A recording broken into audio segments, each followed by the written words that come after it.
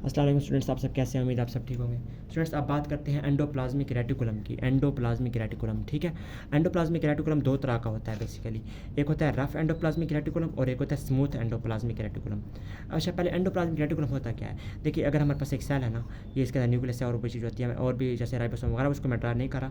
इसके अंदर इस तरह के ना ऐसे मेम्ब्रेन बाउंड चैनल्स होते हैं, इस तरह के, ठीक है ना।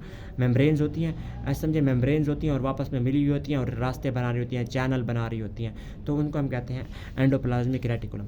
दो तरह के होते हैं, एक रफ और एक स्मूथ। तो देखिए, रफ एंडोप्लाज्मिक रेटिकुलम कुछ इस तरह का होता है, ये इस तरह का, इस तरह का, इस तरह का होता है, इसके साथ इस तरह का, इस तरह से होता है, ठीक है, समझ आ गई।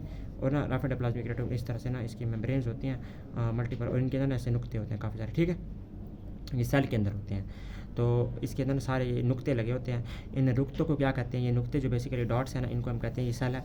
ये मैंने ना बहुत इसको जूम करके सेल के अंदर ना दिया, इसका साइज़ ना साइज़ में इतना होता है, ठीक है, तकरीबन। तो ना इसको हम कहते हैं रफ एंडोप्लाज्मिक रेटिकुलम। और इसके अंदर जो डॉट्स हैं ना, इनको हम कहते हैं राइबोसोम्स। क्या कहते हैं? राइबोसोम्स। आपको पता है राइबोसोम्स का क्या काम है? राइबोसोम्स का काम होता है प्रोटीन बनाना। तो जो हमारे पास सेल है उसके अंदर जो रफ एंडोप्लाज्मिक रेटिकुलम है, उसके अंदर जो राइबोसोम्स जुड़े हैं वो भी प्रोटीन ही बनाएंगे। तो रफ एंडोप्लाज्मिक रेटिकुलम का क्या काम हो गया? प्रोटीन बनाना, ठीक है। तो इसका काम ये हमारे पास रफ एंडोप्लाज्मिक रेटिकुलम का काम है प्रोटीन बनाना, प्रोटीन सिंथेसिस करना, ठीक है, समझ आ गई।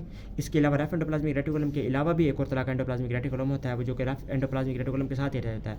ये फॉर एग्जांपल हमारे पास रफ एंडोप्लाज्मिक रेटिकुलम आ गया, यहाँ पर सारे नुक्ते लगे हुए हैं, ठीक है। अब इसके साथ ना हमारे पास एक और भी एंडोप्लाज्मिक रेटिकुलम होगा, इस तरह का गोल गोल सा होगा, अजीब सा, ठीक है। ये हमारे पास ये इस तरह का होगा कुछ, ठीक है। इसको हम कहते हैं स्मूथ एंडोप्लाज्मिक रेटिकुलम। क्या कहते हैं? Smooth endoplasmic reticulum. स्मूथ क्यों कहते हैं? क्योंकि इसके ऊपर राइबोसोम्स नहीं लगे हुए।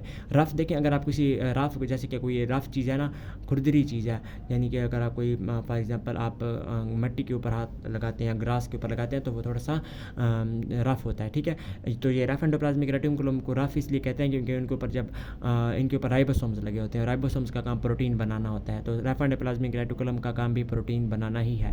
तो जो दूसरे होते हैं स्मूथ एंडोप्लाज्मिक रेटिकुलम, उनके ऊपर राइबोसोम्स नहीं लगे होते हैं, इसलिए वो स्मूथ फील होते हैं, तो उनको हम कहते हैं स्मूथ एंडोप्लाज्मिक रेटिकुलम। और स्मूथ एंडोप्लाज्मिक रेटिकुलम का काम ये होता है ट्रांसपोर्ट करना। ये यहाँ से ना इस तरह लगे होते हैं फॉर एग्जाम्पल, ठीक है, ये ना ये सेल की ना अंदर से रास्ते बना रहे हैं, ठीक है। तो ये अंदर ट्रांसपोर्ट भी कराते हैं, इधर से ना सेल का सारा सामान आ जा रहा है, ठीक है। तो ये एक तो ट्रांसपोर्ट करवाते हैं, स्मूथ एंडोप्लाज्मिक रेटिकुलम का क्या काम है? एक तो ये ट्रांसपोर्ट करवाते हैं, इसके अलावा हमारे पास ये दूसरा काम कराते हैं लिपिड मेटाबॉलिज्म।